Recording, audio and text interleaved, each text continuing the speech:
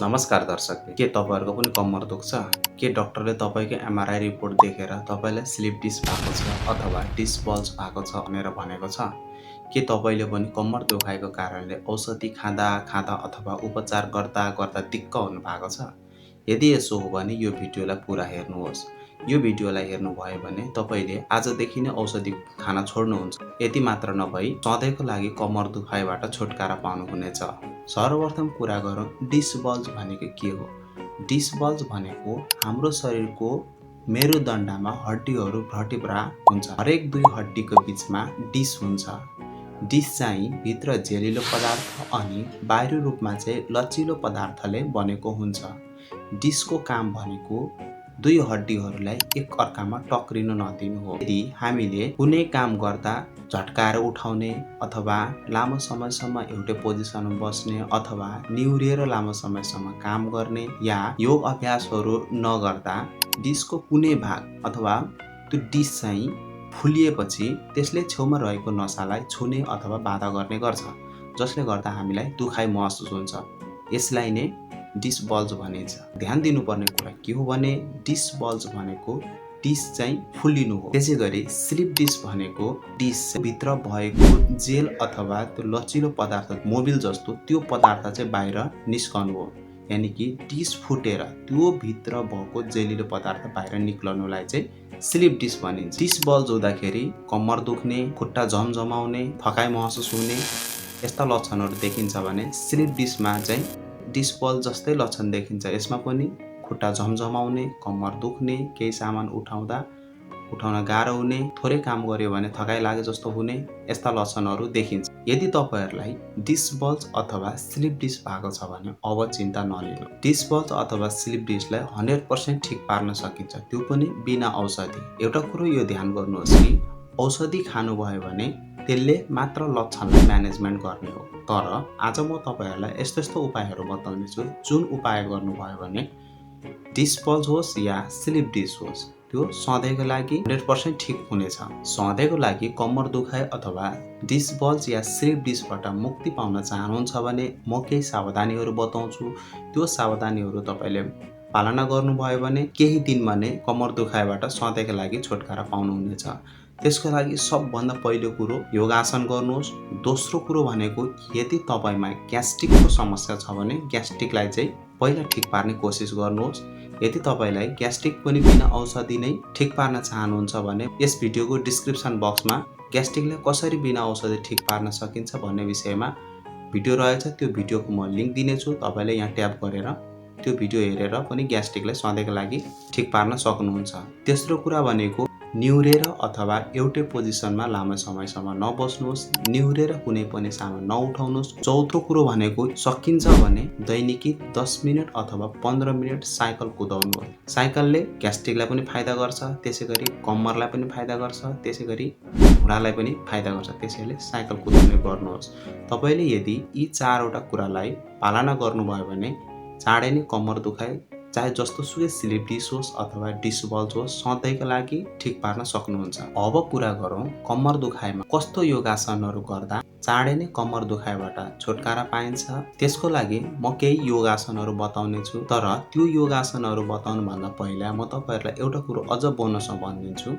तपाईले जहिले पनि योगासन गर्दा खाली पेटमा गर्नुहोस्। सक्नुहुन्छ भने बिहान खाली पेट यानी कि सुतेर उठ्नु बित्तिकै गर्नुहोस्। त्यसले 100% भन्दा ज्यादा फाइदा पुर्याउँछ भने अरु बेला गर्नुभयो भने 50-60% देखि ज्यादा फाइदा पुर्याउँदैन। त्यसैले सक्नुहुन्छ भने बिहान खाली पेट गर्ने गर्नु। अर्को कुरो जहिले पनि योगासन गर्नुभन्दा पहिले शुद्ध तोरीको तेल छ भने दुखेको भागमा मजाले लगाएर हल्का मालिश गर्नुहोस् अनि योगासनहरू गर्नुहोस्। दर्शकबिन्दुहरू अब म तपाईहरुलाई कस्तो कस्तो खालको योगासनहरू गर्नुभयो भने डिस्क बल्ज अथवा स्लिप डिस्कमा छिट्टै राहत पुर्याउने अथवा छिट्टै ठिक पार्न सकिन्छ। सबभन्दा पहिला यसरी लामो भएर सुत्नुहोस्। यसरी सुतिसके पछाडि लामो तरिकाले बिस्तारै 2 चोटी सास फेर्नुहोस्। यसरी सास फेरिसके पछाडि अब सबभन्दा पहिला एउटा खुट्टालाई मैले गरे जसरी नै यसरी जमिनमा टसाएर उठाउनुहोस्। यसरी उठाइसके पछाडि दुईटा हातले घुँडालाई समाउनुहोस्। यदि तपाईको घुँडा दुख्छ भने तपाईले यो भित्रमा यसरी हात राख्नुहोस्। यदि दुख्दैन भने यसरी पनि गर्न सक्नुहुन्छ। अब यो घुँडालाई चाहिँ छातीमा छुवाउनुहोस् अनि 10 सेकेन्ड लामो 10 सेकेन्ड सासलाई रोकेर होल्ड गर्नुहोस्।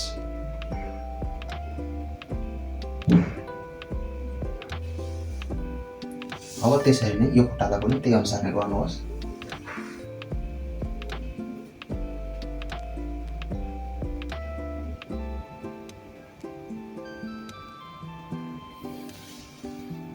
फेरि अघि जसरी नै हरेक योगासनहरू 2-2 पटक गर्नुपर्ने हुन्छ। पछि तपाईँले यसलाई बढाउँदै लान सक्नुहुन्छ, 2 चोटि 3 चोटि 4 चोटिसम्म गर्न सक्नुहुन्छ एउटै योगासनलाई।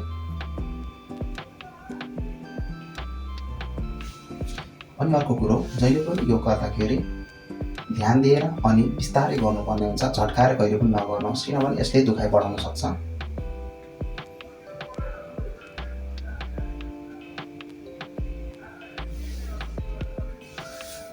एउटा योगासन सके पछाडि 2-3 सेकेन्ड होल्ड गर्नुहोस् अनि लामो सास लिनुहोस्। एउटा योगासन सकिसकेको छ, अब अर्को योगासन सुरु गर्नुहोस्। यसको लागि दुईटै खुट्टालाई पाइताला जोडेर यसरी बिस्तारै उठाउनुहोस्, भुइँमा टच गर्दै रगडिँदै, अनि त्यस पछाडिमा हातले समाएर दुईटै खुट्टाको घुँडालाई छातीमा छर्ने गर्नुहोस्। यसमा ध्यान दिनुपर्ने कुरा के हो भने घाँटी अथवा गर्दन उठाउनु भएन। अनि यति गरिसकेपछि 10 सेकेन्ड होल्ड गर्नुहोस्।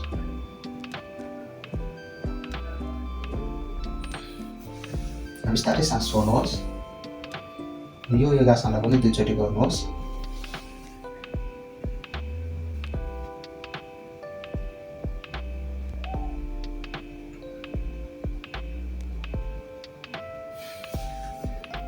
यो योगासन 2 चोटि भइसकेको छ।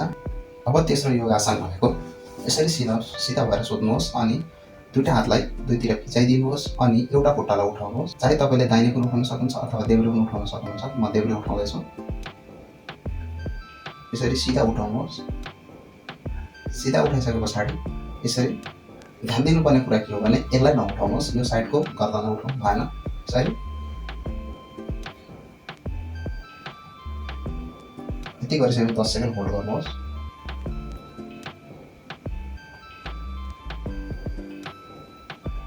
सिधा पार्नुहोस्। फेरि त्यसरी नै यो खुट्टालाई पनि त्यसरी नै गर्नुहोस्। यसरी सिधा पहिला खुट्टा उठाउनुहोस् अनि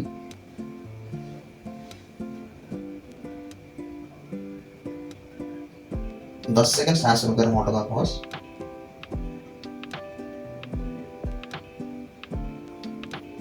फेरि सिधा पारेर बिस्तारै खुट्टालाई राख्नुहोस्। यसरी नै फेरि अघि जसरी हरेक योगासन 2 चोटि गर्नुपर्ने हुन्छ। अब यो खुट्टालाई उठाउनुहोस् अनि अघि जसरी गर्नुहोस्, बिस्तारै लानुहोस् अनि यतापट्टिको हातसँग छोड्नुहोस्। सकिन्छ भने, सक्नुहुन्न भने जहाँसम्म सक्नुहुन्छ त्यतिसम्मै गर्नुहोस्।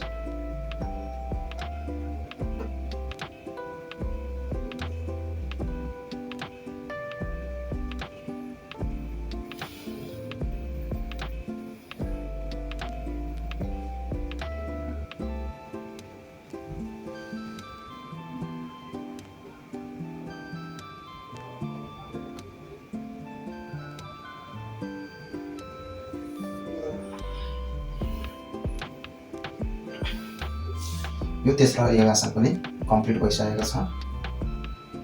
अब सबभन्दा महत्त्वपूर्ण चौथो योगासन भनेको यसरी पेट्या भरेर छाती मुनि पारेर सुत्न सक्नुहुन्छ।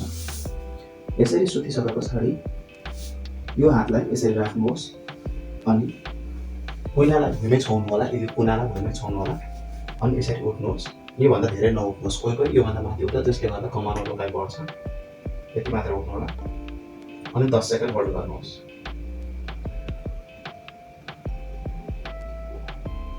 त्यसपछि फेरि सुत्नुहोस्। फेरि अघि जसरी नै उठ्नुहोस्। हरेक योगासन 2 चोटि गर्नुपर्छ। अनि मुख्य कुरा के भन्दाखेरि यो योगासन चाहिँ हामीले सुत्नुभन्दा पहिले 10 मिनट या 15 मिनट गऱ्यो भने यसले कमर दुखाइलाई धेरै नै फाइदा पुर्याउँछ।